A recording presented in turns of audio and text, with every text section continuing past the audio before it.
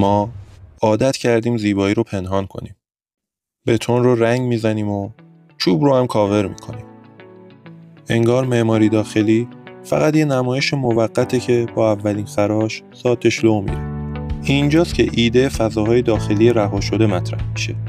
یک دفاعیه برای اصالت متریال و وضوح طراحی. یعنی بذاریم سنگ باشه یا چوب بافت و گره‌های طبیعیش رو نشون بده. در کل اجازه بدیم متریال ها بدون پوشش های اضافی ذات واقعی و بافتشون رو به نمایش بذارن. این یعنی فضایی که با گذر زمان فرسوده نمیشه، بلکه زیباتر و با شخصیت تر میشه. فضایی که هم عمیق‌تره هم پایدارتر. نظر شما چیه؟